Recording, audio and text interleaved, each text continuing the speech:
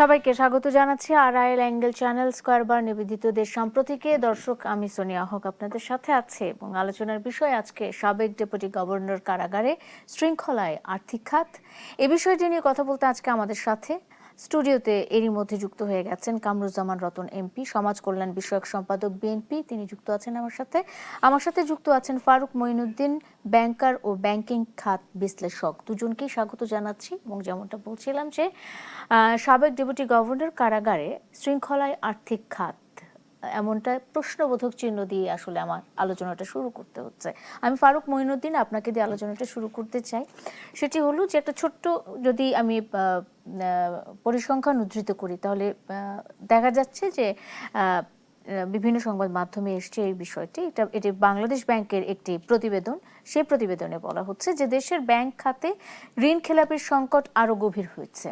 মাত্র এক বছরের ব্যবধানে খেলাপি ঋণের হিসাব প্রায় দ্বিগুণ হয়েছে। 2025 সালের মার্চে যেখানে খেলাপি হিসাব ছিল 21,95,736টি, সেখানে 2026 সালের মার্চ শেষে তা বেড়ে দাঁড়িয়েছে 45,83,402টিতে। অর্থাৎ এক বছরে প্রায় 24 লাখ নতুন হিসাব খেলাপির তালিকায় যুক্ত হয়েছে। মোট খেলাপি হিসাবের প্রায় 99%ই 1 কোটি টাকা পর্যন্ত ক্ষুদ্র ঋণের আওতাভুক্ত। তবে অর্থমূল্য ও ঝুঁকির বিচারে সবচেয়ে বড় সংকট তৈরি করছে বড় অঙ্কের কর্পোরেট ঋণগুলো। কারণ 50 কোটি টাকার বেশি ঋণে খেলাপির হার বেড়ে 42.5% পৌঁছেছে। এগুলো আমার কথা না, বাংলাদেশ ব্যাংকের প্রতিবেদনে এই সব তথ্যগুলো উঠে এসেছে। শুরুতেই আমি একটু বলতে চাই যে আমরা বিভিন্ন ব্যবসায়ীর সাথেও আলোচনা করি তখন তারা বলেন যে আমরা ঋণ খেলাপি হতে চাই না, কিন্তু বিভিন্ন কারণে বিভিন্নভাবে দেখা যায় যে শিল্প প্রতিষ্ঠানের মালিক যারা, ব্যবসায়ী যারা, তারা ঋণ খেলাপি হয়ে যাচ্ছেন হুট করে। এবং এখানে তারও কারণ দেয়া আছে, আমি আপনার সাথে বলবো। কিন্তু আপনার কাছ থেকে আমি একটু জানতে চাই যে এই যে ঋণ খেলাপির সংখ্যা বেড়ে যাচ্ছে এক বছরের ব্যবধানে এত বেশি, এবং কর্পোরেট সেক্টরে বেশি, অনেক বেশি, তো সেক্ষেত্রে ঋণ খেলাপি সংখ্যা কেন বাড়ছে? এটার কি কোনো সুনির্দিষ্ট কারণ আছে? ধন্যবাদ আপনাকে। প্রথম কথা হচ্ছে যে এক বছরে ঋণ খেলাপির সংখ্যা বাড়ার অর্থ এই নয় গত এক বছরে ঋণের গুণমান পরিবর্তন ঘটেছে। এই যে এক বছরে বাড়লো, এটির কারণ খুঁজতে গেলে আমাদের পেছনে যেতে হবে। প্রথম কথা হচ্ছে যে এর আগে বেশ কয়েক বছর ধরে খেলাপি ঋণকে লুকিয়ে রাখার একটা প্রবণতা ছিল।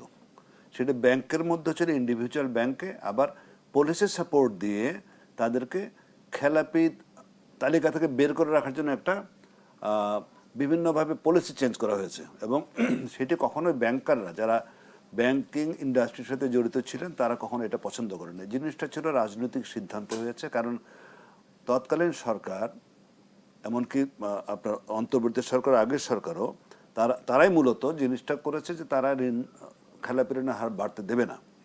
বাড়তে না দেওয়ার জন্য প্রথম দুটো উপায়, একটি হচ্ছে আপনার আদায় করা, আর যদি আদায় করতে না পারেন তাহলে আপনি খেলাপি ঋণের সংজ্ঞা পাল্টে দেন।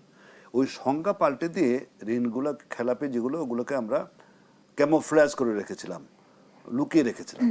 এখন পরবর্তী সময় যখন এই পলিসি পরিবর্তিত হয় এবং আন্তর্জাতিক মানে যেটা আগে ছিল সেটাকে আবার ফিরিয়ে আনা হয়, খেলাপি ঋণের সংজ্ঞার পরিবর্তন করে, তখন এগুলো ইরাপ্ট করে, মানে আগ্নেয়গুলো যেরকম বিস্ফোরিত উঠে আসে, এই লুকিয়ে রাখা ঋণগুলো তখন বেরিয়ে আসে। এই বেরিয়ে আসার কারণে আপনার 25 কিংবা এই 26-এও আপনার এই খেলাপি ঋণের হার বেড়ে গেছে। সুতরাং এটা যে নতুন দেওয়ালে, বরং আমি বলবো যে আপনার 24 পরবর্তী সময় তো ঋণের প্রভাব কমে গেছে। তাহলে এই ঋণগুলো তো তখনকার ঋণ না, তার মানে এগুলো আগের ঋণ। এই আগের ঋণগুলো আপনার লুকিয়ে রাখা হয়েছিল বলেই, এখন পলিসি চেঞ্জ করা হয়েছে বলে এগুলো এখন বেরিয়ে এসছে, সেই কারণে খেলাপি ঋণের হার বেড়ে গেছে। এটা হচ্ছে মোটা দাগের একটি কথা। এরপরে আরো অনেকগুলো আপনি প্রসঙ্গ আসবে আমি জানি, তবে আপনার প্রথম প্রশ্নের জবাব হচ্ছে এটা যে পুরনো ঋণগুলো বেরিয়ে আসছে, সেগুলো এখন খেলাপিতে ঢুকে পড়েছে। এবং আপনি আরেকটা যেটা বললেন যে খেলাপি ঋণের পরিমাণ এবং হার, আমরা খেলাপি ঋণ কিন্তু শুধুমাত্র খেলাপি যেগুলোকে সংজ্ঞায়িত করা হয় আমি সেগুলোকে ধরি না। এই খেলাপি ঋণের মধ্যে ধরতে হবে যেটাকে আমরা ডিস্ট্রেস লোন বলি ব্যাংকে, যেটা ঝুঁকিপূর্ণ ঋণ। তার মধ্যে খেলাপি তো আছেই, খেলাপির বাইরে যেগুলো রিশিডিউল করালো ঋণ, এগুলো যদি রিশিডিউল করা না হতো তাহলে খেলাপি হতো। যদি কোর্টের নির্দেশে আপনাকে খেলাপি বলা যাবে না, এই নির্দেশ কোর্ট থেকে আনা না হতো, এগুলো খেলাপি হতো। আপনার যেসব ঋণ আদায় করার অযোগ্য ছিল, যেগুলো রাইট অফ করা হয়েছে, সেগুলো সব কিছুতে যদি মেলান, তাহলে আমাদের এই যে এটাকে ঝুঁকিপূর্ণ ঋণ আমরা যেটা করে, তার পরিমাণ কিন্তু 11 লক্ষ কোটি টাকা, যেটা আমরা জানি না, যেগুলো চোখে দেখা যায় না। সুতরাং এটাকে তো একটা সাংঘাতিক রকম একটা আতঙ্কজনক বা আশঙ্কাজনক একটা পরিস্থিতি দেশের মধ্যে আছে। সুতরাং এটা থেকে উত্তরণের উপায় আমাদের খুঁজতে হবে, সেটা আমরা আলোচনার মধ্যে হয়তো আসবে। অবশ্যই এটি থেকে উত্তরণের উপায় আমাদের খুঁজতে হবে, এবং আমাদের সাথে একজন অবশ্যই নীতি নির্ধারণী যে নির্ধারকরা রয়েছেন তাদের মধ্যে একজন আমাদের সাথে বসে আছেন, কামরুজ্জামান রতন এমপি।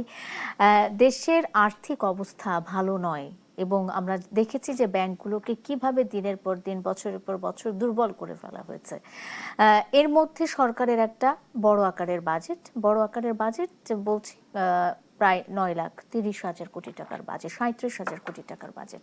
তো সেক্ষেত্রে এই অর্থনীতি, দুর্বল অর্থনীতি বা অর্থনৈতিক অবস্থা, এটি কাটিয়ে ওঠা সরকারের জন্য একটা চ্যালেঞ্জ, এবং এই চ্যালেঞ্জটা একটা রাজনীতির উপর এক ধরনের প্রভাবও ফেলে। কারণ মূল্যস্ফীতি এখন আমাদের যে বিষয়টি সবচেয়ে বেশি ভাবায়, সেটা হচ্ছে বাজারে জিনিসপত্রের দাম। কামরুজ্জামান রতন এমপি, আপনার চোখে সমাধানটা কি? আপা, আপনার সাথে আমি যতদিন টকশোতে কথা বলেছি, আমি রাজনীতির মানুষ, রাজনৈতিক বিশ্লেষণ বা এ ব্যাপারে আমি ব্যাখ্যাতে আমি মনে করতাম যে ওইখানে আমি একটু যোগ্য বা কাছাকাছি। কিন্তু আজকের যে অর্থনৈতিক, এমনিতে অর্থনৈতিক ক্ষণভঙ্গুর অবস্থা, ব্যাংকিং খাতের যে অবস্থা, শুধু এতটুকু বলি, আমার বিশ্লেষণ থেকে যেই দেশে লক্ষ লক্ষ হাজার কোটি টাকা বিদেশে পাচার হয়েছে, যে দেশের প্রধানমন্ত্রী বলে তার পিয়ন 400 কোটি টাকা নিয়ে গেছে, তারপর যে দেশের অর্থমন্ত্রী বলে শেয়ার বাজার কেলেঙ্কারি হোক বা বিভিন্ন খাতে যে 4,000 কোটি টাকা, এটা কোনো টাকাই না, কোনো বিষয় না। এই 16 বৎসরের যে ধ্বংসস্তূপের উপর আজকের যে সরকারটা দায়িত্বটা নিল, আজকের বিশেষ করে ভাইরের তো আরো ডিটেলস বলতে পারবে, S&P গ্লোবাল একটা অর্গানাইজেশন, যেটা আমেরিকার একটা বৈশ্বিক আর্থিক তথ্য এবং রেটিং এর উপর কিন্তু প্রদানকারী একটা প্রতিষ্ঠান।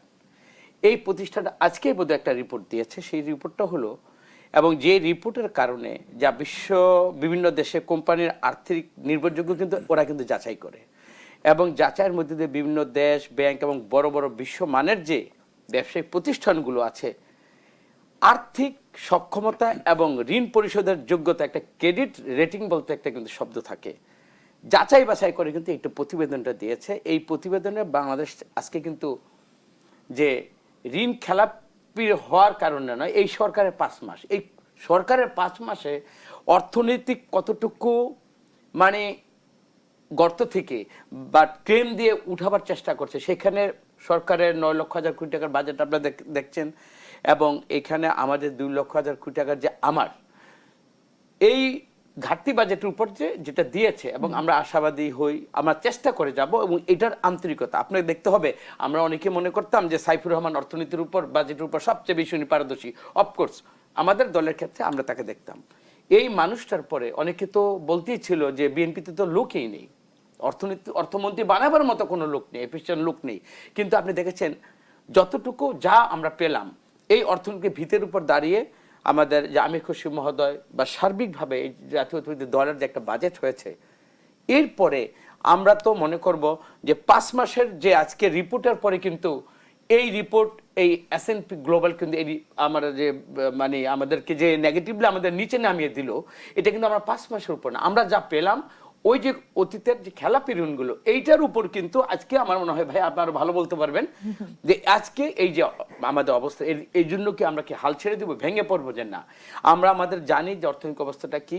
এখন এই অর্থনৈতিক অবস্থা থেকে ঘুরে দাঁড়াবার জন্য আমাদের যা যা করণীয়, এবং আমাদের সেইখানে আমাদের আপনি দেখেছেন ইতিমধ্যে মাননীয় প্রধানমন্ত্রী বিভিন্ন সেক্টরে, বিভিন্ন মন্ত্রণালয়ের কিচ্ছুতা কমিয়ে এনেছেন।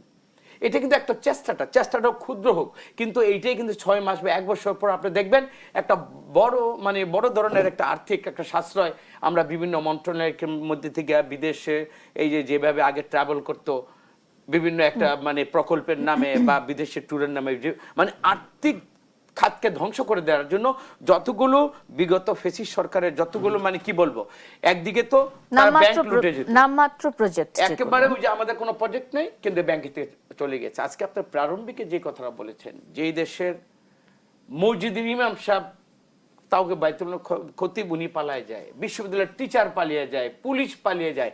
আজকে আপনি বলেছেন বাংলাদেশ ব্যাংকের ডেপুটি গভর্নর অ্যারেস্ট হয়েছেন।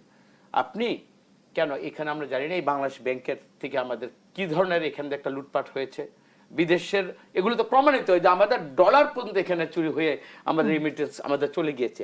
সুতরাং আমি মনে করি যা হয়েছে তো হয়েছে, সেই জন্য তো আমরা তো হাত গুটিয়ে বসে থাকবে না। জাতীয়তাবাদী দল আমরা মনে করি যে তারেক রহমান যে ভিতের উপর দাঁড়িয়েছে, ওনার মনোবল এবং দেশি বিদেশি সমস্ত যতগুলো আমাদের এক্সপার্টি যারা আছে এবং অর্থনীতিকে টেনে ধরার জন্য, আপনি শুধু মনে করবেন না যে আমাদের অর্থমন্ত্রী আমির খুসরুই উনি সব দেখভাল করছেন। ওনার একটা কিন্তু আমি যতটুকু জানি ওনার একটা মনিটরিং বলেন এবং প্রতিটা সমস্যার যে মূলে গিয়ে এর থেকে কিভাবে বেরিয়ে আসা উত্তরানো যায় এটা উনি দিন রাত চেষ্টা করেন। আমি আরেকটু যুক্ত করব কামরুজ্জামান রতন এমপি, যে বিএনপি কে মানে বাংলাদেশ জাতীয়তাবাদী দল যখনই সরকার পরিচালনার দায়িত্বে থাকে তখনই বিগত সরকারের করে যাওয়া বিভিন্ন ধরনের কেলেঙ্কারি, আর্থিক কেলেঙ্কারি হোক বা দুর্নীতির কেলেঙ্কারি হোক, যেটাই হোক না কেন, সেখান থেকে দেশকে পুনরায় উদ্ধার করতে হয়। কিন্তু তকমাটা লেগে যায় বিএনপির গায়ে। যেমন আমরা যদি বলি ওই যে দুর্নীতির পাঁচবার বিশ্ব চ্যাম্পিয়নের কথা, সেটি দেখা যায় যে বিএনপিকে বহন করতে হয়েছে বহু বছর এই তকমাটা। কিন্তু মানে আমরা যদি খুব ডেপথ রিপোর্টিং এ যাই তাহলে সেটা দেখা যায় যে সেটি আগের সরকার যেটি করে গেছিল সেটি পরবর্তী সময়ে বিএনপির উপর এসে বর্তায়। এবারও কি সেরকম কোনো কিছু, যে এই যে আর্থিক কেলেঙ্কারি এটির দায় বিএনপিকে নিতে হচ্ছে এমন কিছু কি? না, যেটা তো আমাদের পূর্ব আমরা যা পেলাম এটা তো এখন তার বললে লাভ নেই। 16 বছরে রেখে যাওয়া যে ভিড়টা পেলাম, আপনি দেখেন এই 5 মাসে আমাদের কি কি হলো। আমরা দেখেছি যখনই ওই ফেসিস সরকার দায়িত্ব গ্রহণ করেছে, শেয়ার বাজারে ধস। আপনি বলেন তো বিএনপির রেজিমে, বিএনপির টেনিউরে কখনো আপনি দেখেছেন শেয়ার বাজারের ধ্বংস? দেখেননি। তারপর ব্যাংকের যে বিশৃঙ্খল অবস্থা, সবচেয়ে বড় ক্রেডিট এটা আমরা দেখেছি, সত্য বলতে দ্বিধা নেই, অন্তর্বর্তীকালীন সরকারের সময় কিন্তু ব্যাংকিং খাতে একটা শৃঙ্খলা, মিনিমাম যে আমাকে ব্যাংকের টাকা আমি ঋণ নেওয়ার পরে আমাকে যে শোধ করতে হবে, এই টেন্ডেন্সি থেকে যেটা আগে একেবারে ধ্বংস হয়েছিল, এ থেকে মানুষ এখন এই জিনিসটা তারেক রহমান এবং অর্থমন্ত্রী সাহেব প্রমাণ করেছেন যে আর ব্যাংক লুট করে যেন তেন প্রজেক্ট তৈরি করে এই ব্যাংক থেকে লুট করা যাবে না। আপনি একটা শৃঙ্খলা আপনি ফিরাতে 17 বছরে আপনি দেখেন এই ঘরটা যদি ময়লা থাকতো, আপনার তো গৃহিণী মনে করেন যদি 5 বছরে এরকম যদি ময়লা আবর্জনা এখানে যদি কোনো পরিষ্কার ঝাড়ু না দেওয়া থাকতো, আপনি যদি হঠাৎ আমাকে রুমে যতই আপ্যায়ন করেন, আপনি কি পারবেন আমাকে একটা সুস্থ, একটা সবল, স্বাস্থ্যকর একটা পরিবেশ দিতে? আমি একটা ছোট্ট এক্সাম্পল দিয়ে এটাকেই বলি যে অবস্থাটা বিএনপি পেয়েছে। এরপরে বিএনপি কি করেছে অর্থনৈতিক খাতগুলো থেকে বেরিয়ে আসার জন্য, মানে এফিসিয়েন্টলি বিএনপির যে প্রচেষ্টা, আন্তরিকতাটা, এইটাকে আমি মনে করব যে, এবং সাহস নিয়ে যে বিএনপি ঘুরে দাঁড়াবার চেষ্টা করছে, এটাকে আমাদের সবার মনে করে অ্যাপ্রিশিয়েট করা উচিত। আমি আবারও ফিরবো আপনার কাছে কামরুজ্জামান রতন এমপি। আমি চলে যাই ফারুক মঈনুদ্দিন আপনার কাছে। ব্যাংকগুলো আমরা দেখেছি এর আগে ব্যাংক লুট হওয়ার যে বিষয়টি, আমি জানি যে এই ব্যক্তিটি বা এই প্রতিষ্ঠানটি এই লোন আর ফেরত দিবে না, এবং আমি নিশ্চিত, আমি হয়তো একজন ব্যাংক কর্মকর্তা এবং আমি জানি যে নিশ্চিত, এবং আপনি নিশ্চয়ই এই জিনিসগুলো অনেক ফেস করেছেন, আপনি খুব কাছ থেকে দেখেছেন। তারপরও সেখানে কোটি কোটি টাকার লোন তাদেরকে দেওয়া হচ্ছে এবং পরবর্তী সময়ে সেই লোনগুলো খেলাফি হয়ে যাচ্ছে। এর সাথে কি আসলে ব্যাংকিং সেক্টরে যারা ছিল তারা জড়িত কিনা, এটা কি আপনি একেবারে অস্বীকার করতে পারেন? না, অবশ্যই। ধন্যবাদ, এটা ভেরি গুড কোশ্চেন। প্রথম কথা হচ্ছে যে ব্যাংকের যে আপনি যে ধরনের ট্রানজ্যাকশন কিংবা ফ্রডুলেন্ট লোনের কথা বললেন, এখানে দুইটা কিছু কাজ করে। প্রথম কথা হচ্ছে যে এইখানে সরকারের সাথে সম্পৃক্ত, সরকারের কাছাকাছি, সরকারের সাথে ভালো সম্পর্কযুক্ত যাদেরকে আমরা ক্রনি বলি, ইংরেজিতে একটা শব্দ হচ্ছে ক্রনি। ক্রনি হচ্ছে সরকারের মদত নিয়ে যারা বিভিন্ন রাষ্ট্রীয় সুযোগ সুবিধা ভোগ করে, ঋণ থেকে শুরু করে অনেক কিছু দেওয়ার ক্রনি। বাংলাদেশে ছিল ক্রনি ক্যাপিটালিজম ছিল, আমরা যেটা বলি সবসময়, আমি সাংঘাত বলি, তারা সরকারের সাংঘাত। সাংঘাত শব্দটা নেগেটিভ। তো সুতরাং এরাই কিন্তু ওই মদতের ছত্র ছায়ায় ব্যাংকগুলোকে লুটপাট করেছে, সোজা হিসাব। এটা স্পষ্ট দেখা যায়, এটার মধ্যে লুকোছাপা কিছু ছিল না। যাদেরকে দেওয়া যায় না তাদেরকে দিয়েছে, কোনো ধরনের অস্তিত্বহীন প্রতিষ্ঠানকে কোটি কোটি টাকা ঋণ দিয়েছে। আমি একটা ঘটনা জেনে, আমার ঠিক পাশের পাশের প্লটে একটা নাম দিয়েছে 20 কোটি টাকার ঋণ দিয়েছে, সেটা একটা আবাসিক ভবন, ওখানে ওর কোনো প্রতিষ্ঠান নাই। আমার ঠিক পাশের প্লটটা নাম্বার দেখে আমি চিনলাম যে আমার পাশের একটা বিল্ডিং। তো সুতরাং এই যে প্রচুর ঘটনা ঘটেছে, এটার কারণ হচ্ছে যে সরকারের সাথে সম্পর্কিত, সরকারের ছত্রছায়ায়, সরকারের মদতে এগুলো করা হয়েছে। সুতরাং এখানে আজকে আমি এমপি সাহেবকে পেয়েছি, আমি বলবো আপনি রাজনীতির কথা একটা আনছিলেন, এখানে সবচেয়ে বড় ফ্যাক্টর হবে to bring discipline in the financial sector, যে রাজনৈতিক সদিচ্ছা থাকতে হবে। রাজনৈতিক সদিচ্ছা যদি থাকে অনেক কিছু করা সম্ভব। আমাদের এমপি সাহেব বলছেন যে 5 মাস 6 মাসের যাই কথা বলছেন, আমি এখনো কোনো মন্তব্য করতে চাই না, বিকজ আমাদেরকে 5 মাস 6 মাসে কোনো সরকারের পক্ষে কিছু দৃশ্যমান কিছু দেখানো সম্ভব নয়। প্রথম কথা হচ্ছে দেখতে হবে তাদের সদিচ্ছা কতখানি আছে, তারা কি কি ভূমিকা নিচ্ছেন। আমি দু একটা উদাহরণের কথা বলছি। আমি দীর্ঘদিন ধরে একটা কথা বলে আসছিলাম, আমি যতদিন আমি এইসব টক শোতে এসেছি, যে আমাদের যারা ইচ্ছাকৃত খেলাপি, এটা বাংলাদেশে 2023 সালে প্রথম আইনটা করা হয়। 2023 সাল লক্ষ্য রাখেন, ভারতে এটা করেছে 1999 সালে। 24 বছর লেগেছে আমাদের এটা করতে, এবং সেটা করেছে তাও কি IMF এর প্রেশার ছিল। কিন্তু আইনটা করেছে এমনভাবে যে কোনো রকমের ধরে মাছ না ছুঁই পানি। আমি এটা প্রায় সময় বলি, ওই যে জলে নামবো জল ছিটাবো জলকে ছোবো না, একটা গান আছে যে আমি যেমন বেনে তেমনি রবে চুল বেজাবো না। এটা ওরা আইনটা করেছিল এরকম যে কোনো রকম করার জন্য করেছে, কিন্তু ওই এ পর্যন্ত ইচ্ছাকৃত খেলাপি আইনের অধীনে কোনো কারো শাস্তি হয় নাই, এবং শাস্তি তো আমরা উপায় নেই, কারণ আইনটা তো এরকম ধরে মাছ না ছুঁই পানি টাইপের। সুতরাং আমি সেটা আবার বারবার বলি, রাজনৈতিক সদিচ্ছা থাকলে কিন্তু অনেক কিছু উত্তরণ সম্ভব। আমরাও দেখবো এই সরকার এসছে, তাদের মধ্যে কিছু কিছু ভালো আমি উদ্যোগ দিই, যেটা আমরা পাচ্ছিলাম, যে বলছে নাম ছবি সহ খেলাপিদের বিভিন্ন জায়গায় ডিসপ্লে করা হবে। ভেরি গুড, এটা আমরাও চাইতাম, কিন্তু এখানে বিষয় আছে, এটা দেখতে হবে ছবিটার সাইজ কি হবে। পত্রিকায় যখন ওই অকশন নোটিশ যায়, আমরা দেখেছি কিছু অখ্যাত পত্রিকায় অকশন নোটিশ দেওয়ার জন্য সেরাস্তা থেকে বলে যে অমুক অমুক কাগজে, টয়লেট পেপার টাইপের কাগজে তারা দেয়। তা আমাদের দেখতে ছবি টাঙালে হবে না, ছবিটা দৃশ্যমান হইতে হবে, লোকজন যাতে দেখে। শুধু এগুলো কিন্তু আবার ওই বিষয়গুলো লক্ষ্য রাখতে হবে। খুবই ভালো উদ্যোগ, বেশ কয়েকটা উদ্যোগ নেওয়া হয়েছে। আর আমি ফিরি ফারুক মঈনুদ্দিন, একটা ছোট্ট বিরতির সময় হয়ে গেছে। উদ্যোগগুলোর কথা শুনবো এবং সরকার কি পদক্ষেপ নিতে পারে বা তাদের পক্ষ থেকে কি ধরনের উদ্যোগগুলো নেওয়া হচ্ছে সে বিষয়গুলো নিয়ে কথা বলবো। দর্শক থাকুন দেশ সাম্প্রতিকের সাথে, ফিরছি করে।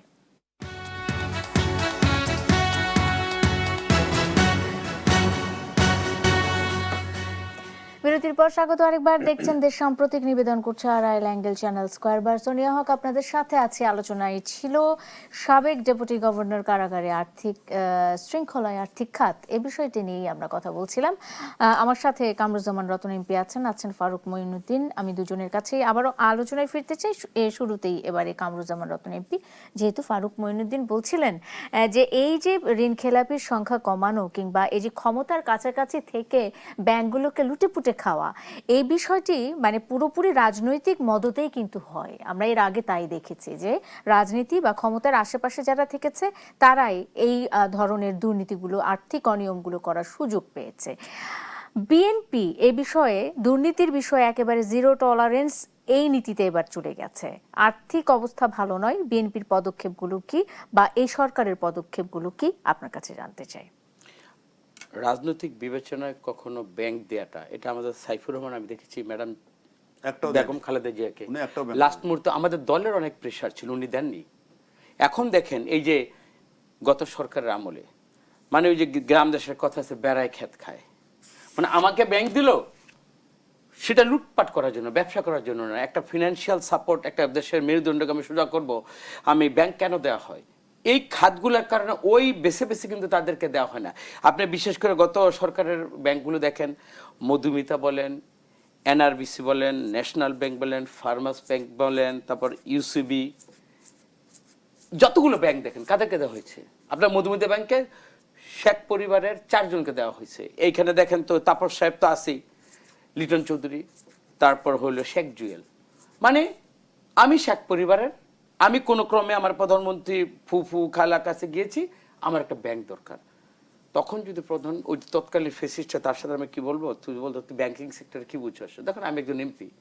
আবার বিশ্বাস করুন, আমি যদি একটা তারেক রহমানের কাছে যদি আমি বলতে হয় যে আমি একটা ব্যাংকে একটা প্রজেক্ট তৈরি করেছি, আমার একটা লোন দেওয়ার, আমার তারেক রহমান আমাকে জিজ্ঞেস করবে যে আপনি এই যে লোনটাকে যে আপনাকে আমি দিব, এটা ফেরত দিতে পারবেন? আপনার ব্যবসা কি বুঝেন?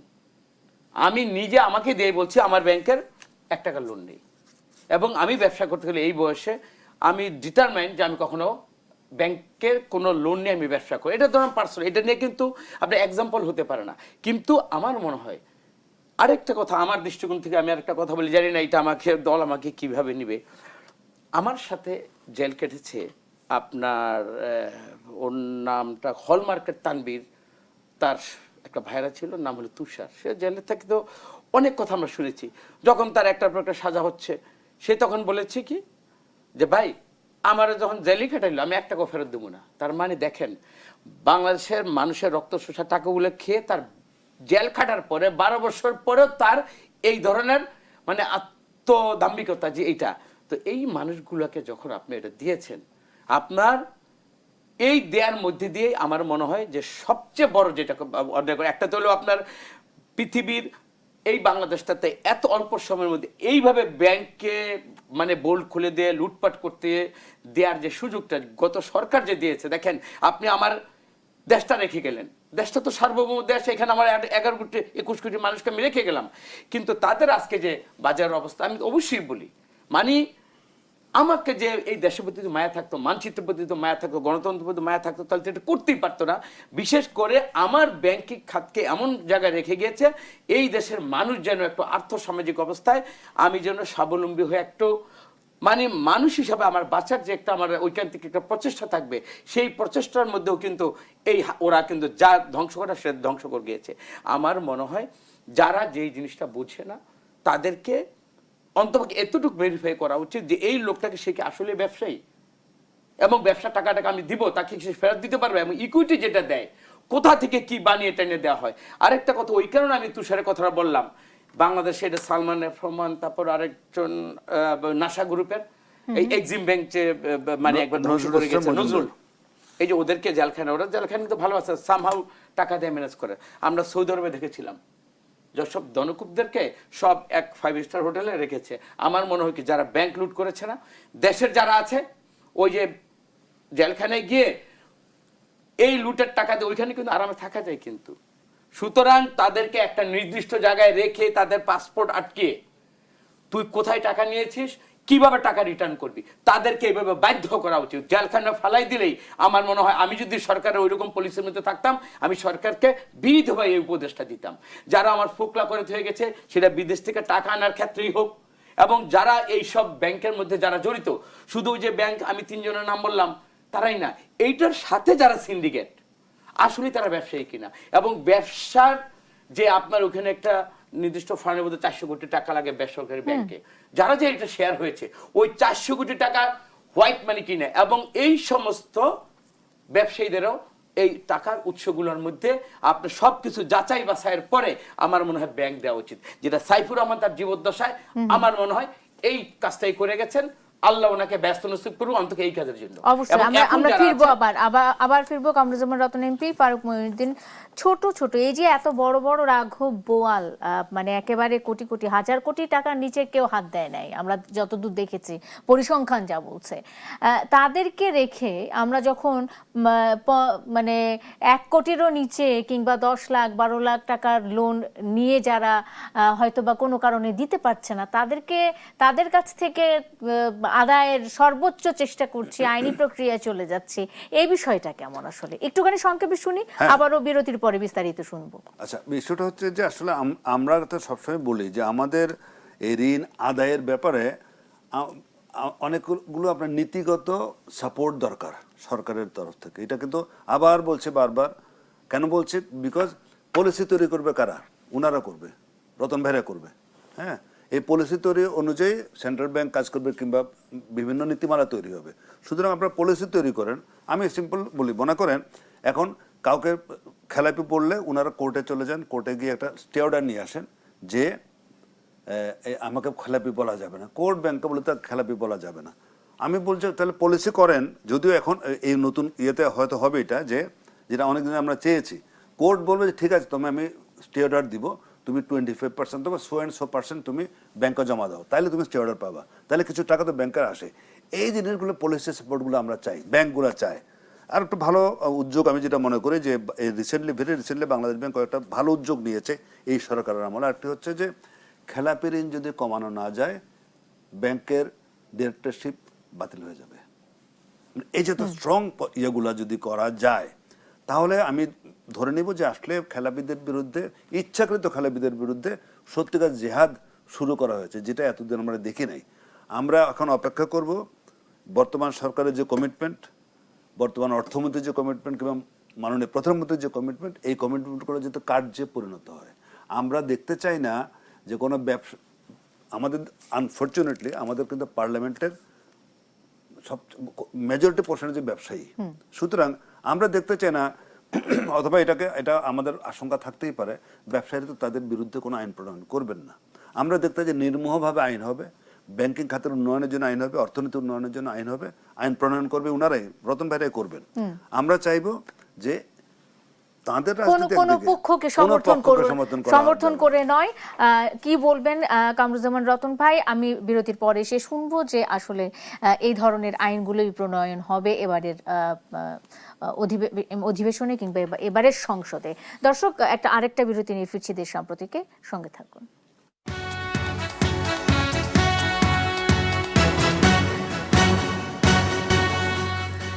বিরতির পর স্বাগত আরেকবার। দেখছেন দেশ সাম্প্রতিক, নিবেদন করছে আড়াইল অ্যাঙ্গেল চ্যানেল স্কয়ারবার। সোনিয়া হক আপনাদের সাথে আছি। সাবেক ডেপুটি গভর্নর কারাগারে শৃঙ্খলায় আর্থিক খাত, এই বিষয়টি নিয়ে কথা বলছিলাম, এবং এই বিষয়টি নিয়ে কথা বলতে গিয়ে দেশের আর্থিক খাত নিয়ে বেশি আলোচনা হয়েছে এবং তা রাজনীতির উপর কি ধরনের প্রভাব ফেলছে বা ফেলতে পারে সেই বিষয়গুলো নিয়ে কথা বলছিলেন কামরুজ্জামান রতন এমপি। আমি কামরুজ্জামান রতন এমপির কাছে আবার ফেরত যাই। সেটি হলো যে আমরা দুর্বল ব্যাংক এবং দুর্বল ব্যাংকগুলোকে সবল করার জন্য এক ধরনের নীতিমালা বা তৈরি করা হয়েছিল বা নিয়ম তৈরি করা হয়েছিল যে প্রতিটি দুর্বল ব্যাংককে একটা করে মানে সবল ব্যাংকের সাথে একীভূত করে দেওয়া হবে, এই ধরনের একটা নিয়মও ছিল। এবং এই যে গত বছরে হাজার হাজার কোটি টাকা পাচার হয়ে গেছে দেশ থেকে বিভিন্ন মাধ্যমে, বিভিন্ন চ্যানেল দিয়ে, এগুলো ফিরিয়ে আনারও একটা ব্যাপার রয়েছে। কামরুজ্জামান রতন এমপি সরকারের উদ্যোগগুলো একটু জানতে চাই বা পদক্ষেপগুলো জানতে চাই। আপনাকে এই পর্যন্ত যতগুলো ব্যাপারে আমি টাচ করেছি, প্রথমেই বলেছি যে ব্যাংকিং যে খাতগুলোকে, এগুলো উত্তরণের জন্য কি কি উপায়। কিছুদিন আগে অন্তর্বর্তীকালীন সরকার কিন্তু 5টা ব্যাংকে একীভূত করে চেষ্টা করেছে এটা ওয়ে আউট বের করার জন্য, কিন্তু আলটিমেটলি কিন্তু আমরা আমাদের ব্যাংকের যারা শেয়ার হোল্ডারদের মধ্যে অনেকের ডাইরেক্টর ছিল, তারা বলেছে দেখেন আমাদের ব্যাংকের অবস্থাটা সবল ছিল, আমরা কেন একটা রুগ্ন একটা ব্যাংকের সাথে ঠেকে দেওয়া, মানেই হলো আমাদের ব্যাংকের যে আর্থিক আমাদের যে অবস্থাটা ছিল এটাকে এক করে মিলে ফেলার মানে হলো আমাদের ব্যাংকটাকে ধ্বংস করে ফেলা। এবং ওইখানে আরেকটা নিয়ম করেছে, ধরেন আমি একটা ব্যাংকের ডাইরেক্টর ছিলাম, আমার একেবারে বেসিক, আমি একজন ভালো ব্যবসায়ী এবং আমার টাকাটা হোয়াইট মানি এইভাবে ছিল, 30-40 কোটি টাকা আমি শেয়ার হয়েছি। এই একীভূত করার কারণে এমন একটা ক্লজ তার তৈরি হলো, ওইখানে আমার টোটাল টাকাটাই গচ্চা। তা আমি তো অনেস্ট ব্যবসায়ী, আমার এই ব্যবসার কারণে যদি আমার টোটাল মূলধনটা চলে যায়, আপনাকে প্রথমে বলেছি যে যেটা বুঝে না তাকে সেটা দায়িত্ব দেন না। রাজনৈতিক বিবেচনায় কখনই কোনো ব্যাংক দেওয়া উচিত না, কোনো ব্যবসায়ী ব্যাংক দেওয়া উচিত না। কারণ রাজনীতিবিদ, আমার ধরুন আমি রাজনীতি বুঝবো ভালো বা আমি রাজনীতি নিয়ে চর্চা করি, এটা আমার ধ্যানে জ্ঞানে আমি রাজনীতির মানুষ, কিন্তু আমাকে যখনই আপনি একটা ব্যাংকের লোন দিবে, আমি মনে করি যে আমি একটা প্রপার একটা বিজনেস নিয়ে আমি গেলাম কিনা, এইটার আমি আউটপুট এবং যেই প্রতিশ্রুতির পরে আমি ব্যাংক থেকে লোনটা আমি পেতে পারি, রাজনৈতিক একটা প্রতিপত্তি আমি ব্যবহার করে, কিন্তু ওইটাই যদি বিবেচনার কারণ হয়, যেই বিবেচনার কারণে এই এতগুলো ব্যাংকের নাম বললাম না আমি, এই সবগুলো ব্যাংক কিন্তু দিয়েছে। এবং এটা কিন্তু বললাম তো একেবারে ধ্বংসস্তরের মূল কারণ ছিল অরাজনৈতিক এবং অব্যবসায়ী মানুষগুলোকে তাদেরকে ফেসিলিটেট করার জন্য ফুলে ফেপে মোটা তাজা হওয়ার যে ট্যাবলেটটা খাওয়ায় না, ওইভাবে এই ফেসিস্ট গভর্নমেন্ট তাদেরকে এইভাবে মোটা তাজা করণের জন্যই তারা এই কাজটা করেছে। এবং আমি এইখানে শুধু একটুকু বলতেছি, আমার সরকারের তারেক রহমানের সদিচ্ছাটা কি, ভাইরা তো অবশ্যই চাই যে আমরা ওনারা মনিটর করুক। একটা হলো মানব সৃষ্ট প্রবলেম, সেটা আমার তারেক রহমান হতে পারে, আমি হতে পারি। আমার যে ইন্টেনশনটা কি এবং আমার চেষ্টাটা কি, এইটার মধ্যে কিন্তু আপনি আমাকে মানে সাধুবাদ দিতে হবে বা আমাকে একটা সুযোগ দিতে হবে। শুধু শুধু ওই ফেসিস্ট এটা করেছে, তারা লুটপাট করেছে, এই সরকার আমার লুটপাটের দিকে সরকার আমাকে উৎসাহ দিচ্ছে কেন? আমি যদি উৎসাহিত আমাকে দেয়, আমি যদি ব্যাংকের টাকা মেরে খাওয়ার যদি চিন্তা সাহস আমি করে থাকি, তখনই বুঝতে হবে আমার সরকারকে দিয়েও কোনো ভালো কিছু হবে না। আপনি যেটা বলেন ওই আওয়ামী লীগ কি করে গিয়েছে, এইটার জন্য ওই অতীতের যে রাজনীতি, ওই রাজনীতির কারণে আপনি আমাকে ট্রেনিং করে আপনি আমাকে নিরুৎসাহিত করবেন বা আমাকে একই কাতারে ফেলে আপনি এই সরকারকে বা শুরুতে আপনি আমাদেরকে যেভাবে আপনি শুধু বলেছি মনিটর করেন, আপনি আমাকে ওয়াচডগের মতো আপনি আমাকে মানে যা যা করা দরকার আপনি সব দিক থেকে আমাকে চতুর্দিক থেকে আপনি আমাকে ঘিরে রাখেন। আপনি দেখেন আমার কর্মে চিন্তায় মানে কোনোভাবে আমি দেশকে ফাঁকি দিতে চাচ্ছি কিনা, আমি দানব হচ্ছি কিনা, আমার ভাই ব্রাদার বা আমার আত্মীয় স্বজনের মধ্যে থেকে কেউ এরকম ফুলে ফেপে কেউ বড় হচ্ছে কিনা, এগুলা কিন্তু আপনি জানেন এই অর্থনৈতিক খাত ধ্বংস হওয়ার কিন্তু আরেকটা কারণ কিন্তু এইটা যে আমি নিজে করলাম না, আমার আত্মীয়কে দিয়ে করালাম। এইটাও কিন্তু আরেকটা কিন্তু মানে আমি সাধু, কিন্তু আমি সাধু এই একটা আমার একটা তকমা দরকার, বাকি আমাদের যারা আছে তাদেরকে দিয়ে বহু নজির আছে, এরকম বহু নজির আছে। নজিরকে আমি एग्जांपल নিব না ভবিষ্যতে। এক্স্যাক্টলি আমরা ভবিষ্যতে আসলে এই ধরনের কোনো কিছু দেখতে চাই না। কিন্তু আরেকটা প্রশ্ন, শেষ প্রশ্ন আপনার কাছে এইটুকু করতে চাই, সেটা হলো যে বাজারে জিনিসপত্রের দাম আসলে অনেক বেড়ে গেছে, এটি সরকার কিভাবে দেখছে? অফলাইনে ভাই বলছিল, আপনি দেখেন এখন তো ওই অমুকটা নেই, চাঁদাবাজরা নেই, একটা বাস্তব অবস্থা দেখেন। আপনার এই সরকার দায়িত্ব পাওয়ার পরে রাশিয়া ইউক্রেন যুদ্ধ, পরবর্তীতে এই যে ইসরায়েল যা করেছে ইরানের উপর, এইটা তার প্রাকৃতিকভাবে আপনি দেখেন এখন 8টা 10টা জেলাতে বন্যা হচ্ছে এবং রাস্তাঘাটের যে ইনফ্রাস্ট্রাকচারের অবস্থা, যে অবস্থা, এই ট্রান্সপোর্টের যে অবস্থাটা, এইটার কারণে আমি মনে করি সাময়িক যে এটা দ্রব্যমূল্যের দাম বেড়েছে, এটা অবশ্যই অসহনীয়। এই জন্য আমার সরকার দুঃখ প্রকাশ করছেন এবং আমি ব্যক্তিগতভাবে এই ধরনের পরিস্থিতি থেকে উত্তরণের জন্য আমার সরকার এবং আমার জায়গা থেকে আমার যা যা করা দরকার, আমরা এইটা এখন যে বাইরে রাস্তাঘাটে চাঁদাবাজি হলো কিনা, যেটা কারণে এটা আরেকটা কিন্তু বাধা, এই বাধাটা এখন হচ্ছে না। আমি আপনাকে এটুকু বিনীতভাবে বলতে চাই যে কোনো রাজনীতিবিদরা খারাপ এই ধরনের কথা আপনার না বলি প্লিজ। আমাকে দেখা হচ্ছে যে এই সরকারের আন্তরিকতা, সেই সর্বক্ষেত্রে আইন শৃঙ্খলা পরিস্থিতি এরকম অবস্থায় যার কারণে রাস্তায় চাঁদাবাজি হচ্ছে না। কিন্তু প্রাকৃতিক দুর্যোগ, এই যে দুইটা বৈশ্বিক যে আমার যুদ্ধের কারণে আমার যে অর্থনৈতিক অবস্থা যে একটু আমার মনে হয় এই যুদ্ধের সাথে সম্পর্কিত, যখনই আমরা এই উত্তরণটা আমরা মানে কাটিয়ে উঠতে পারবো, বাজারের অবস্থা এর থেকে অবশ্যই ইনশাল্লাহ ভালো হবে। আমি অসংখ্য ধন্যবাদ কামরুজ্জামান রতন এমপি, আমরাও সেটাই প্রত্যাশা করি। ফারুক মঈনুদ্দিন, অবস্থার পরিবর্তন হবে এমনটাই তো প্রত্যাশা করছেন কামরুজ্জামান রতন এমপি।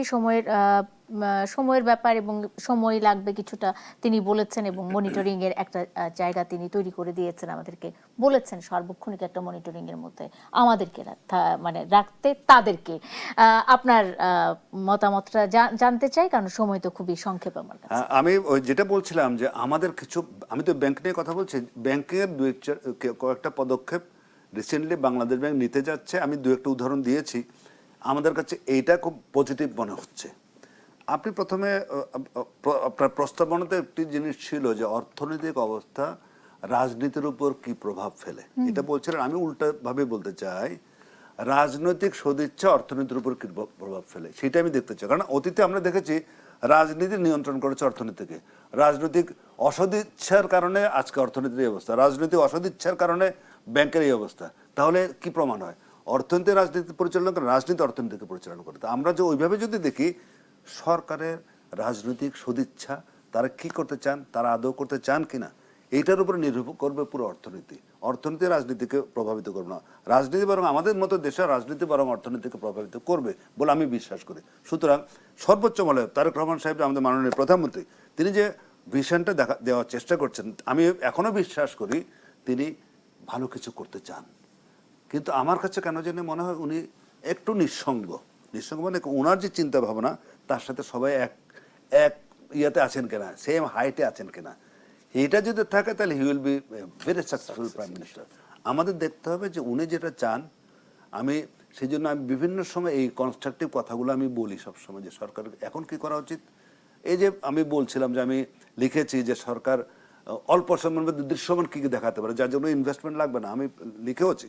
সুতরাং আমি চাই মাননীয় প্রধানমন্ত্রী যেটা করার চেষ্টা করছেন তিনি সফল হন, এবং তার জন্য আবারও বলছি রাজনৈতিক সদিচ্ছা এবং আমাদের রতন ভাইদের মতো যারা আইন প্রণেতা আছেন তারা তাকে ফুল সাপোর্ট দিবেন তার স্বপ্নটাকে বাস্তবায়িত করার জন্য। তখনই রাজনীতি will have it's impact on economic emancipation and economic freedom এবং ইকোনমিক ডেভেলপমেন্ট, আমি এটি বিশ্বাস করি। অসংখ্য ধন্যবাদ ফারুক মঈনুদ্দিন এবং কামরুজ্জামান রতন এমপি, দুজনকে ধন্যবাদ জানিয়ে দর্শক আজকের মতো শেষ করতে চাই। RIL অ্যাঙ্গেল চ্যানেল স্কয়ার বা নিবেদিত দেশ সাম্প্রতিক যারা এতক্ষণ সঙ্গে ছিলেন আপনাদেরও ধন্যবাদ। শুভরাত্রি।